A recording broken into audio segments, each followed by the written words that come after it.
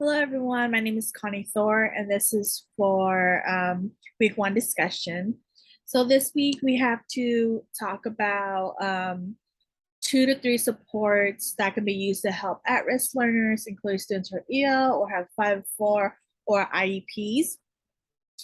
And the first support that I like talked about is technology. Technology helps students with IEP, 504, and EL learners. Technology offers actually like a lot of things as now they have text to speech, so it helps um, students who are not really good at reading.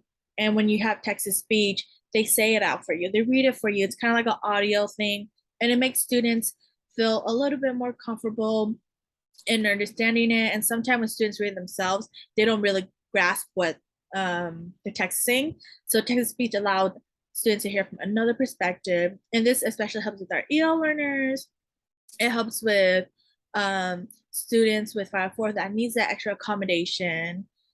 And then students also with IEP, it helps them if they're not used to being in a situation where they have to read and read over and over. That allows them to just hear it and let it process.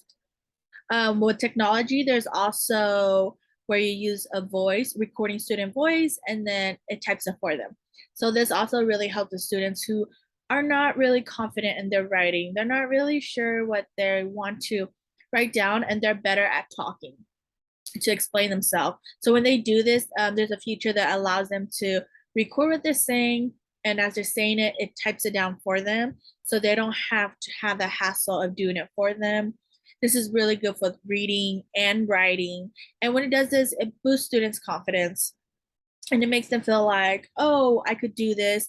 And honestly, it makes students have a higher academic standing because then it gives them that confidence and they want to keep doing it. And then they start to learn and excel at academic using these features. And not only this, it helps the students with 5-4 or IEP too, because you could align curriculum specifically for them and their needs. And when I say their needs, it's whatever is on the 504 plan to meet the goal. If the goal is to use certain things or to limit certain things, technology could do that sometimes with distraction. Oh, the student doesn't work well with a lot of noises. So then technology could come in because the students could use headphones and it could cancel out the noises around them, and all they're focusing is on what they're hearing and what they're seeing. So all these little things is really helpful when using technology. Another one I would like to say is really helpful is RTI. RTI really uses the data from the students and let them goes into tiers. And actually, on my school side, we're planning to implement RTI for reading and math. And how we're doing this is we're splitting the students up. We're automatically going into, we're doing tier one in the classroom, and then tier two, we're switching it between the 3 6th grade teachers.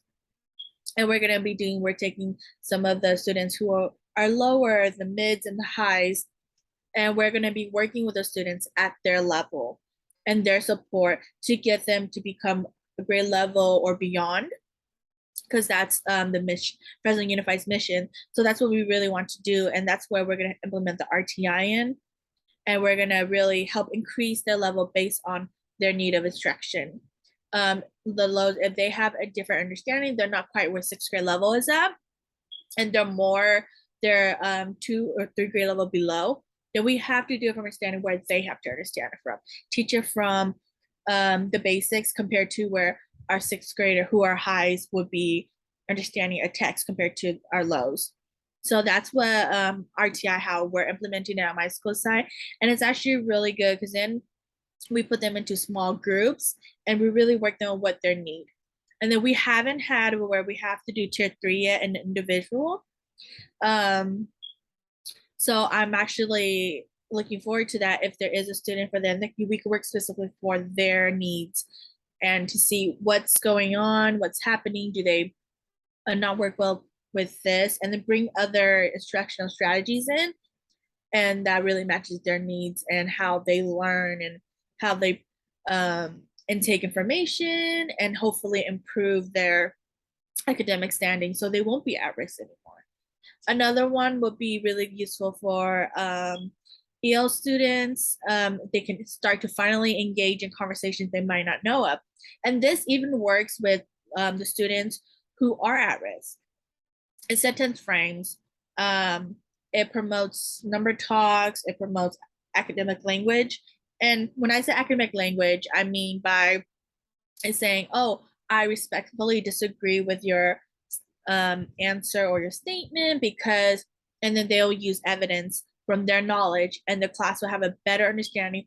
Oh, that's why that didn't work, or that did work.